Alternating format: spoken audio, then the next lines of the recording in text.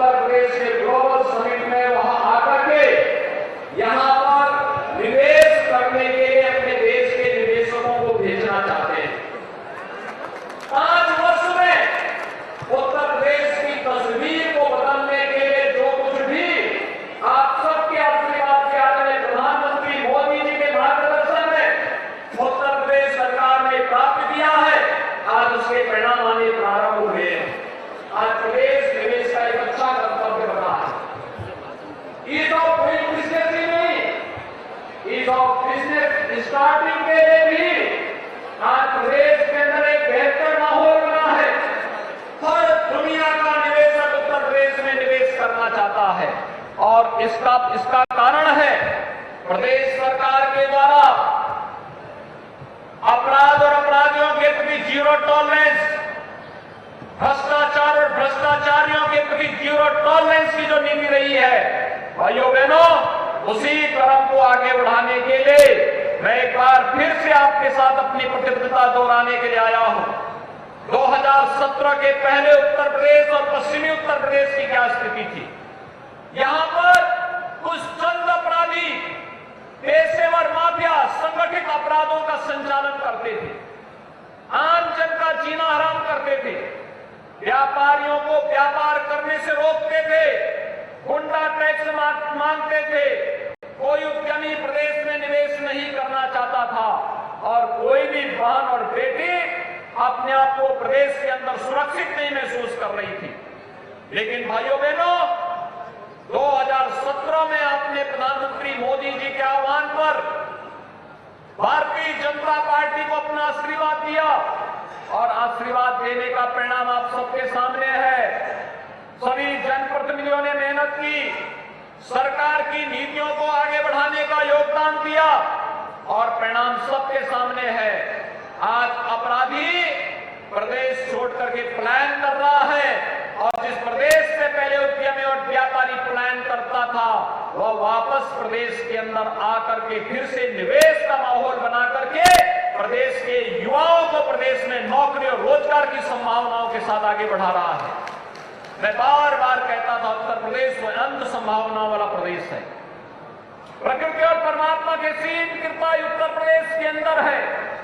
हमारे पास दुनिया का सबसे जुझारू युवा है, प्रतिभाशाली युवा है।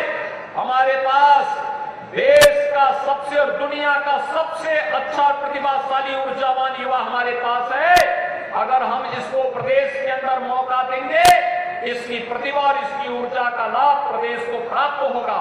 और आज जब उसे अवसर मिला है, उसने प्रदेश के विकास में अपना योगदान देना प्रारंभ किया है। जो प्रदेश पहले बीमारू प्रदेश था, आज देश की दूसरी अर्थव्यवस्था बनने की ओर अग्रसर है। ये प्रदेश की एक नई तस्वीर हम सबके सामने प्रस्तुत करती है। और इसलिए भाइयों बहनों, आज मैं आपको ये कहने के लिए आया हूं, जब एक विचारधारा की सरकार होती है तो विकास तेजी के साथ आगे बढ़ता है।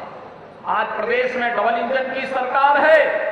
प्रधानमंत्री मोदी जी के मार्गदर्शन में प्रदेश के अंदर हम कार्य कर रहे हैं और जब स्थानीय स्तर पर भी जनता की बुनियादी सुविधाओं के लिए जब स्थानीय स्तर पर भी उस प्रकार की सरकारें और उस प्रकार के बोर्ड गठित हो जाते हैं, कार्य करते हैं, स्थानीय निकाय और पंचायती राज में भी समान विचारधारा के लोग रहते हैं, तो विकास तेजी के साथ आगे बढ़ता है, कई गुना आगे बढ़ता है। और भाइयों बहनों, बुलेट ट्रेन की स्पीड से विकास दिखता है और बुलेट ट्रेन की उस स्पीड को बनाने के लिए आप सबका आशीर्वाद भारतीय जनता पार्टी को चाहिए। जो लोग प्रदेश के अंदर परिवारवाद के नाम पर, जातिवाद के नाम पर प्रदेश के सामाजिक ताने बाने को छिन्न भिन्न करते थे, उनकी आत्में आज भी जा नहीं रही है, आत्में जाती नहीं है। जिन्होंने माफियाओं की सागिर्द बन करके प्रदेश की जनता को तबाह किया हो, वे कितनी भी सफाई क्यों न दें, भाइयों बहनों, उनकी वे बुरी आदतें जाएंगी नहीं और वे आज भी वही करेंगे। जब भी उनको अवसर मिलेगा, वे उन माफिया और अपराधियों को फिर से प्रदेश के अंदर अराजकता फैलाने, दंगाइयों को दंगा करने, व्यवसायिक प्रतिष्ठानों को आगजनी के हवाले करने के लिए ही देने का कुत्सित प्रयास करेंगे, लेकिन हमें कहीं भी तनिक भी उनको ये अवसर नहीं देना है।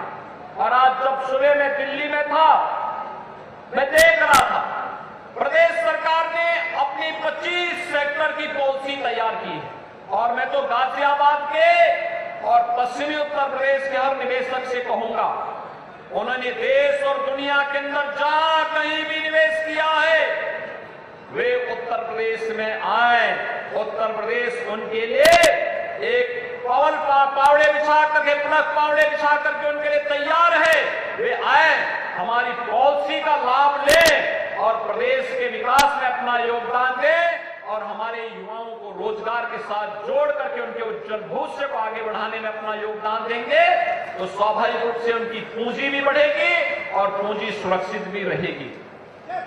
प्रदेश ने देश की सबसे अच्छी औद्योगिक नीति दी है, स्टार्टअप की सबसे अच्छी नीति दी है, टेक्सटाइल की सबसे अच्छी नीति दी है, सोलर एनर्जी की सबसे अच्छी नीति दी है, और ऐसी 25 सेक्टर से जुड़ी हुई अच्छी नीतियों को लेकर के हम कार्य कर रहे हैं। भाइयों बहनों, अगर कोई एक शिक्षण संस्थान भी खोलता है, वह भी हमारे लिए निवेश है। कोई एक चिकित्सालय बनाता है, वह भी हमारे लिए निवेश है। कोई एक छोटा उद्यम भी लगाता है, वह भी हमारे लिए निवेश है। कोई व्यक्ति कोई बारात घर भी बनाता है, कन्वेंशन सेंटर भी बनाता है, वह भी हमारे लिए एक निवेश है। और जिस भी सेक्टर में आप निवेश करेंगे, प्रदेश सरकार उसका स्वागत करेगी और उसको हर प्रकार का अपना समर्थन देगी।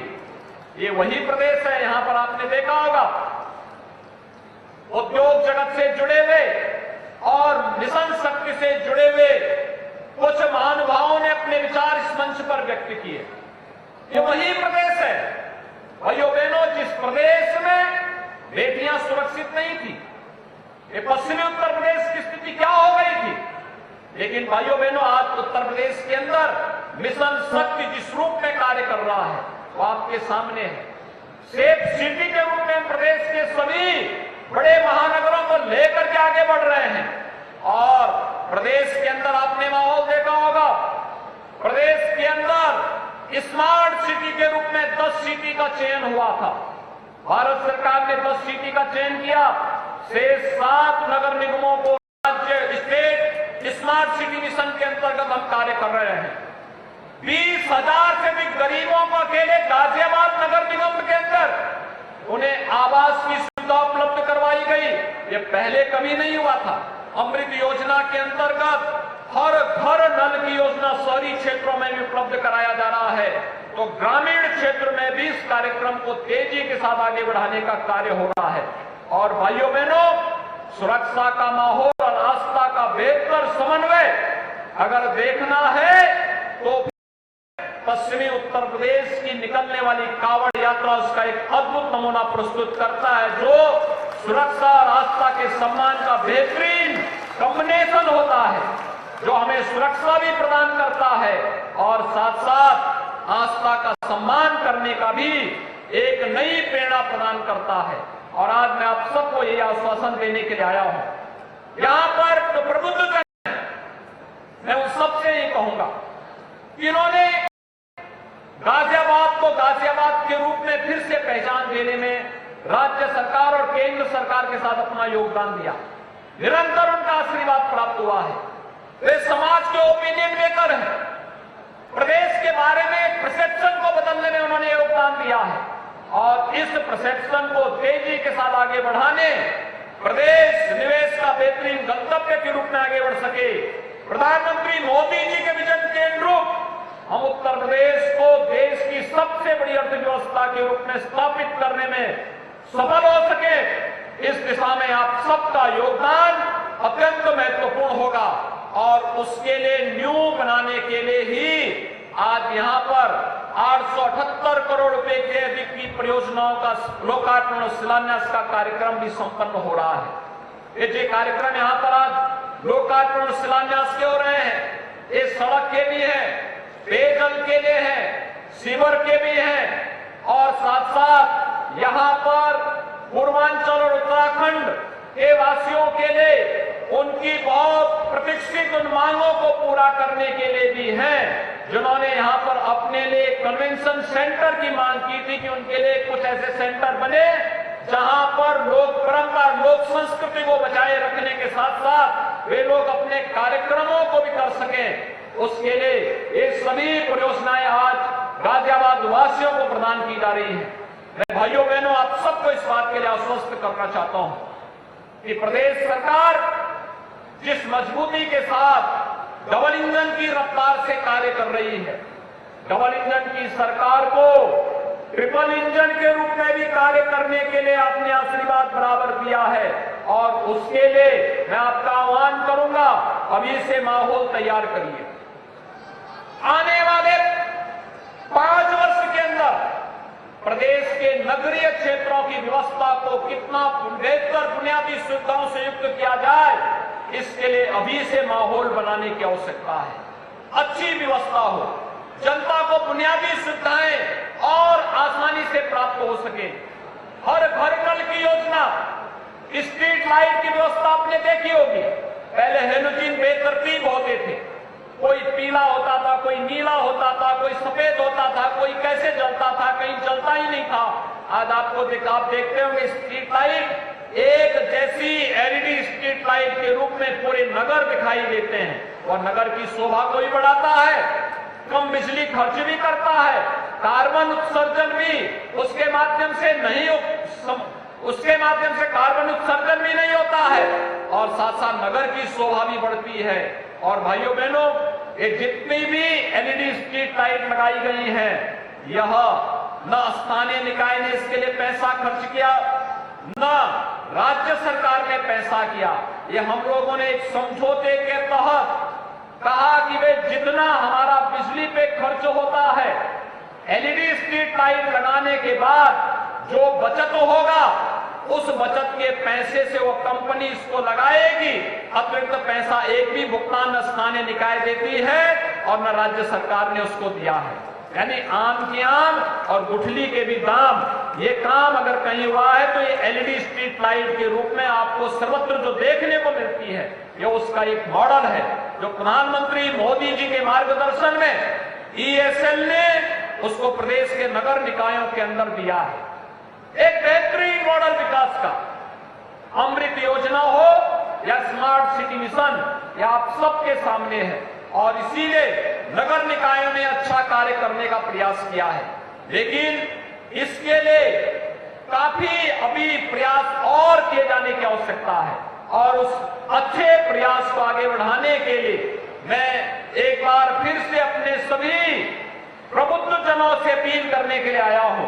अभी से हम माहौल बनाएं, अच्छा कार्य करने के लिए मानसिक रूप से तैयार हों और मानसिक रूप से तैयार होने के साथ साथ स्वच्छता के प्रति भी जिस अभियान को आगे बढ़ाया गया है, गाजियाबाद ने एक लंबी छलांग इसमें लगाई है। देश के अंदर 12वां स्थान प्राप्त करना, प्रदेश के अंदर नंबर 1 स्थान प्राप्त करना, गाजियाबाद जैसे सिटी को मैं लगभग 5 बार 20 वर्षों तक दिल्ली में सांसद रहता था और सांसद के रूप में मैं गाजियाबाद आने से इसलिए घबराता था क्योंकि मुझे मालूम था कि 2017 के पहले गाजियाबाद का माहौल कैसा था, नगर की स्थिति कैसी थी। लेकिन जब कभी किसी आंदोलन के सिलसिले में, किसी कार्यक्रम के सिलसिले में आना होता था, आते थे लेकिन फिर निकल जाते थे। लेकिन भाइयों बहनों, आज गाजियाबाद ने स्वच्छता में भी, सुरक्षा में भी, स्मार्ट सिटी मिशन में भी और विकास के प्रत्येक क्षेत्र में नए नए प्रतिमान स्थापित किए हैं। इसको कर्मिक रूप से आगे बढ़ाने की आवश्यकता है और ये तभी संभव होगा जब प्रबुद्ध जन ठान लेंगे कि हमें डबल इंजन सरकार के इस कार्यक्रम को आगे बढ़ाना है। और यह कार्य कोई परिवारवादी, कोई वे दल जिनके पास विकास का कोई एजेंडा नहीं, तो पेशेवर माफिया और अपराधियों को अपना सरपरस्त मान करके, बना करके प्रदेश के सामाजिक ताने बाने को छिन्न भिन्न करते हैं, सुरक्षा में सेंध लगाते हैं, अराजकता फैलाते हैं, दंगाइयों को प्रश्रय देते हैं, वे कभी भी इस कार्य को आगे नहीं बढ़ा सकते हैं। उसके लिए राष्ट्रवादी विजन और मिशन के अनुरूप कार्य करने वाली पार्टी और सरकार ही उस कार्यक्रम को आगे बढ़ा सकती है। और उस कार्यक्रम को आगे बढ़ाने के लिए आज यहां पर हम सब आपके बीच में आए हैं। मैं एक बार फिर से गाजियाबाद वासियों को स्वच्छता सर्वेक्षण 2022 में बेहतरीन प्रदर्शन करने के लिए आप सभी का अभिनंदन करता हूं। 878 करोड़ रुपए की इन परियोजनाओं के लिए आप सबको बधाई देता हूं। और आप सबने विधानसभा चुनाव में भारतीय जनता पार्टी के प्रत्याशियों को अपना आशीर्वाद दिया, इसके लिए आपका आभार व्यक्त करते हुए अपनी वाणी को यहीं पे विराम देता हूं। धन्यवाद। जय हिंद।